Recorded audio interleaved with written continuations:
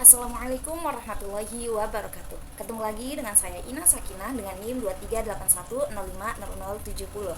Di sini saya akan membuat video terkait dengan mini micro teaching materi konsep dasar trigonometri.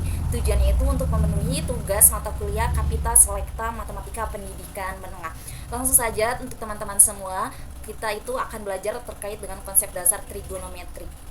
Untuk kepentingannya itu tentunya kita jika belajar tentang konsep dasar terlebih dahulu, maka untuk mempelajari terkait dengan trigonometri selanjutnya itu akan lebih mudah, di mana materi trigonometri selanjutnya itu ada fungsi trigonometri, kemudian ada juga persamaan dan pertidaksamaan trigonometri.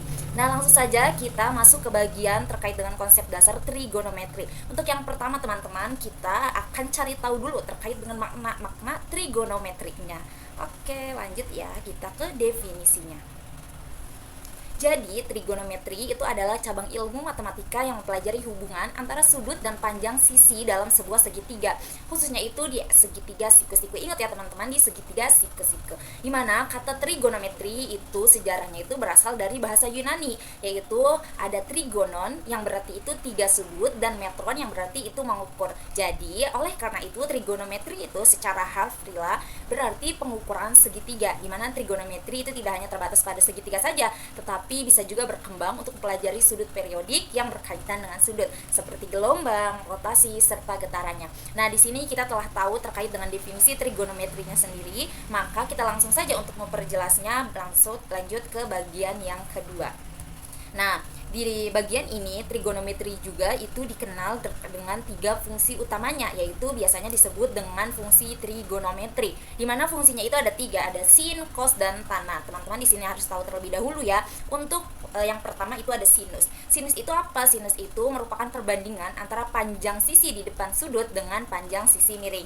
Ingat untuk sin itu penggunaannya untuk sisi depan sudut dengan panjang sisi miringnya. Nah, kemudian untuk yang bagian kosinus, yaitu kita biasa dikenal dengan cos ya, untuk mempermudahkan kita menghafalnya, yaitu cos. Dimana cos ini adalah perbandingan antara panjang sisi samping yang berdekatan dengan sudut dengan panjang sisi miring. Nah, di sini langsung saja untuk yang terakhir yaitu tangen, atau juga biasa disebutnya yaitu tan. Nah, dimana tan ini merupakan perbandingan antara panjang sisi depan sudut dengan panjang sisi sampingnya. Nah, untuk mengetahui lebih jelasnya lagi, kita akan lanjut ke bagian selanjutnya.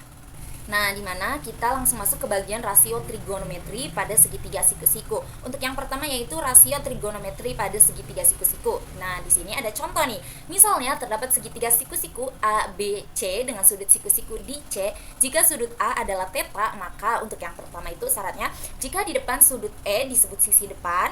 Kemudian 2, jika sisi yang berseberangan dengan sudut siku-siku disebut sisi miring atau hipotenusa. Dan yang ketiga yaitu ada sisi yang berbentuk sudut E selain sisi miring disebut sisi samping. Untuk rasio trigonometri utama itu didefinisikan sebagai berikut. Nah, teman-teman di sini harus tahu ya, rasio itu adalah perbandingan dari trigonometrinya. Jadi, ini tuh rumus penentunya untuk teman-teman tahu penyelesaian dalam soal-soal yang dalam masuk ke trigonometri. Untuk yang pertama yaitu untuk sin terlebih dahulu. Jadi sin itu untuk rumusnya karena ini kan rasionya ya, berarti perbandingannya. Nah, biasa teman-teman tahu kalau perbandingan itu berarti makanya karena perbandingan gitu ya, maka atau juga bisa dalam bentuknya pembagian. Langsung saja kita masuk ke untuk bagian yang sin. Sin itu berarti sin theta sama dengan sisi depan per sisi miring, karena sesuai dengan definisinya tadi yang di atas untuk yang pertama.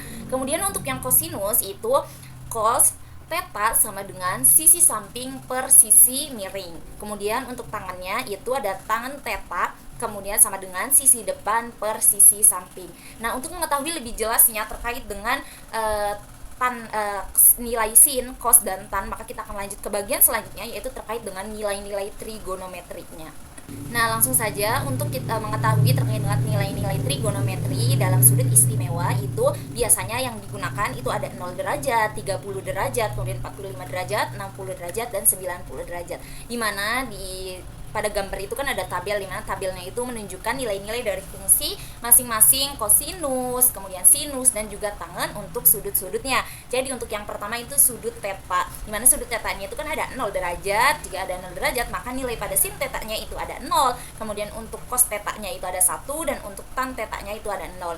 Langsung untuk yang sudut tetanya itu 30 derajat, maka untuk nilai sinnya itu ada 1/2. Kemudian untuk nilai cos tetanya itu ada akar 3/2, dan untuk nilai tan tetanya itu ada 1/3. Nah untuk yang ketiga itu ada sudut theta pada 45 derajat, maka untuk nilai sinnya sendiri itu ada akar 2/2, kemudian cosnya itu ada akar 2/2, dan untuk yang tannya itu ada 1. Nah lanjut untuk yang 60 derajat itu untuk sinnya akar 3/2, kemudian untuk cosnya ada 1/2, dan untuk tannya itu ada akar 3. Dan untuk yang bagian 90 derajat untuk sinnya itu ada 1 nilainya, dan untuk yang cos itu ada 0, dan untuk yang tannya itu tidak terdefinisi. Jadi teman-teman perlu kita pahami nilai-nilai trigonometri pada sudut istimewa ini adalah rumus penentu untuk teman-teman itu bisa tahu terkait dengan pengerjaan soal-soal yang dalam artian itu termasuk dari trigonometri, karena bisa menentukan apakah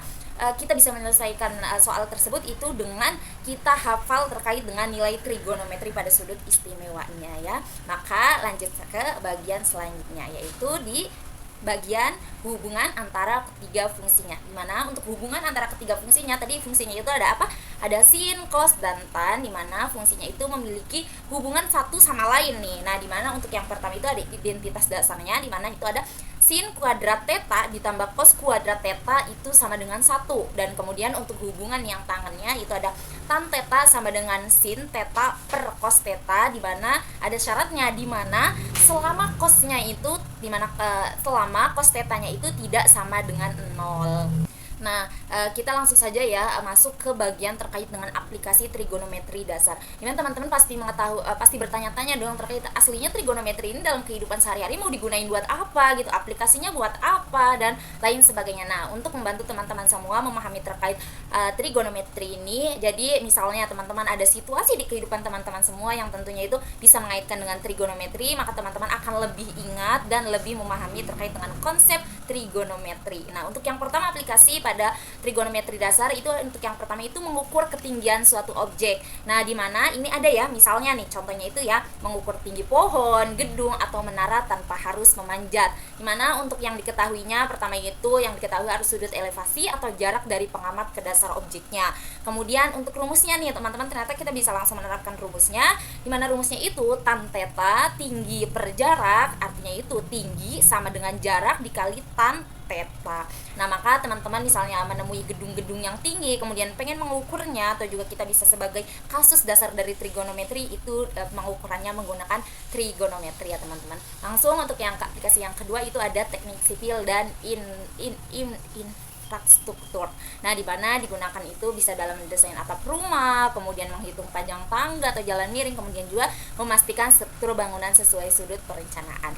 Lanjut, itu ada navigasi dan pemetaan, kemudian ada grafik komputer dan game. Nah, teman-teman di sini kan pasti ya pada suka main game. Nah, di mana grafik komputer dan game juga makanya itu terkait dengan aplikasi trigonometri, di mana penggunaan trigonometrinya itu pada memutar objek dalam 2 dimensi dan 3 dimensi, kemudian mengukur sudut kamera dan percahayaan, dan trigonometrinya itu digunakan juga untuk membuat animasi realistis. Nah, selanjutnya itu yang terakhir ada fisika dan teknik dan juga gelombang dan suara. Jadi teman-teman harus tahu kalau misalnya trigonometri ini banyak berguna dalam kehidupan kita sehari-hari. Selanjutnya, agar teman-teman paham terkait dengan trigonometri ini, langsung kita masuk ke bagian contoh soalnya. Dimana di sini udah saya siapkan terkait dengan soalnya, yaitu dimana dalam sebuah segitiga siku-siku itu diketahui sudut theta sama dengan 30 derajat dan panjang sisi miringnya itu adalah 10 cm.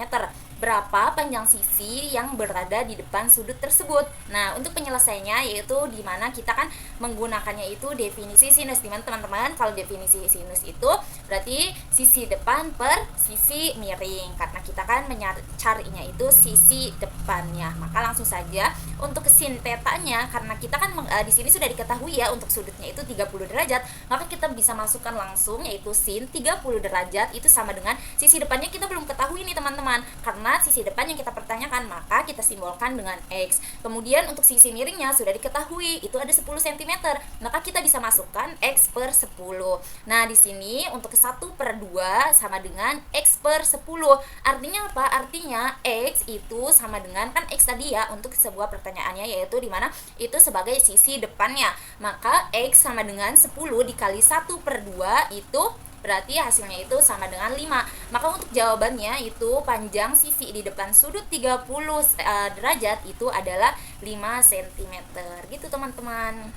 Nah, ini ada satu lagi terkait dengan tannya. Karena sebelumnya itu ada sin, maka kita lanjut ke contoh soal berikutnya. Di mana di sini ada pertanyaan, jika dalam suatu segitiga siku-siku diketahui bahwa nilai tan tetanya itu sama dengan 1, berapakah besar sudut teta dalam derajat? Nah, penyelesaiannya di sini kita bisa lihat loh dari tabelnya. Nah, di sini itu misalnya kan berapakah sudut teta dalam derajat? Berarti yang ditanyain sudut tetanya. Kita sudah mengetahui kalau misalnya kan tannya itu 1, maka kita cari di tabelnya itu hasilnya 45 derajat. Maka langsung saja kita bisa tuliskan, karena nilai tan yang bernilai 1 hanya terjadi pada sudut istimewa 45 derajat, maka hasilnya itu untuk sudut tetanya itu adalah 45 derajat. Lanjut untuk yang terakhir, yaitu ada contoh soal satu lagi. Ini untuk yang terakhir, dimana soalnya itu dalam segitiga siku-siku, besar sudut teta itu sama dengan 60 derajat dan panjang sisi miringnya adalah 12 cm. Kemudian hitung panjang sisi yang berdekatan dengan sudut tersebut. Untuk penyelesaiannya di sini kita menggunakan penyelesaian dari definisi kosinus, di mana definisinya itu kosinus teta sama dengan sisi samping per sisi miring. Nah, kita ketahui kalau misalnya yang ditanyain itu adalah sisi samping, maka kita simbolkan untuk sisi sampingnya itu untuk X, dan kemudian karena kita sisi miringnya sudah diketahui yaitu 12 cm, maka untuk cos, nah kan kita udah ketahui nih sudut tetanya itu 60 derajat, maka kita bisa tuliskan cos 60 derajat itu sama dengan X per 12. Nah, di sini langsung saja karena setengah ya, langsung sama dengan X per 12. Artinya apa? Artinya X nya itu sama dengan 12 dikali 1/2. Maka 12 kali 1, 12. 12 dibagi 2, hasilnya itu 6. Maka untuk panjang sisi yang berdekatan dengan sudut 60 derajat itu adalah 6 cm. Seperti itu teman-teman. Nah, terkait tadi kan sudah dijelaskan terkait dengan pengertiannya, kemudian fungsi-fungsinya, kemudian perbandingannya, serta 3 contoh soal tadi. Semoga teman-teman paham semua terkait dengan trigonometri. Barangkali ada yang tanyakan, bisa langsung ke kolom komentar. Terima kasih banyak teman-teman. Assalamualaikum warahmatullahi wabarakatuh. Semoga bermanfaat. Bye-bye.